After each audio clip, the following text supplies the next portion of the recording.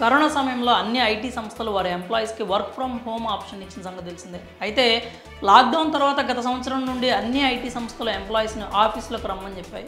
అలా మొదట్లో హైబ్రిడ్ సిస్టమ్ని కొనసాగించిన సంస్థలు ఇప్పుడు పూర్తిగా ఆఫీసుల నుంచే వర్క్ చేయాలని ఆదేశాలు జారీ చేస్తున్నాయి. అయితే చాలా వరకు ఐటీ ఉద్యోగులు ఇంటి నుంచి వర్క్ చేయడానికి అలవాటు పడి ఇప్పుడు ఆఫీసులకు రమ్మంటే ఎవ్వరూ కదలట్లేదు. దీంతో ప్రముఖ దిగ్గజ ఐటీ సంస్థ అయినటువంటి టాటా కన్సల్టెన్సీ సర్వీసెస్ తమ ఉద్యోగులకు ఫైనల్ వార్నింగ్ ఇచ్చింది.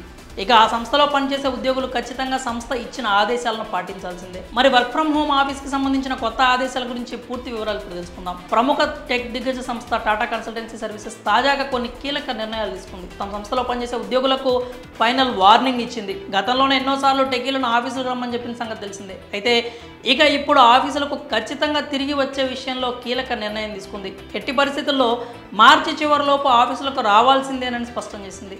ఇదే చివరి అవకాశం అంటూ ఉద్యోగులకు సమాచారం అందించింది. అంతేకాకుండా ఇచ్చిన గడువులోపు ఆఫీసులకు రాని వారు దాని పరిణామాలను ఎదుర్కోవాల్సి వస్తుందని TCS chief operating officer N G Subrahmanyan తెలిపారు.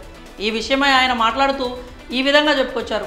మేము సహనంతో ఉన్నాం, కానీ ఉద్యోగులు ఆఫీసులకు తిరిగి రావాలనే ఖచ్చితమైన నిర్ణయాన్ని తీసుకున్నాం. ఈ విషయంపై ఉద్యోగులకు ఫైనల్ వార్నింగ్ పంపించాం. దీనిని అనుసరించని వారు దాని పరిణామాలను ఎదుర్కోవాల్సి వస్తుంది. ఇంటి నుంచి పనిచేయడం అనేది ఉద్యోగులతో పాటు యాజమాన్యానికి హాని కలిగిస్తుంది. ప్రస్తుతం సైబర్ దాడులు జరుగుతున్న క్రమంలో సంస్థ ప్రమాదంలో పడే అవకాశం ఉంది.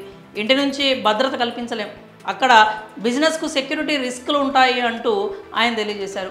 అలాగే గతంలో సంస్థ ఎదుర్కొన్న ఇబ్బందుల గురించి కూడా వెల్లడించారు. కేవలం ఒక్క టాటా కంపెనీలో మాత్రమే కాకుండా 3 అమెరికాలోని తమ యూనిట్లలోని ఒక దానిలో సైబర్ సెక్యూరిటీ సమస్య వచ్చినట్లు ఇన్ఫోసిస్ సంస్థ కూడా తెలిపింది. కాబట్టి ఈ క్రమంలో ఎటువంటి సైబర్ నేరాలకు లోనవ్వకుండా ఉండేందుకు టీసీఎస్ కఠిన చర్యలు తీసుకుంటున్నట్లు తెలుస్తోంది.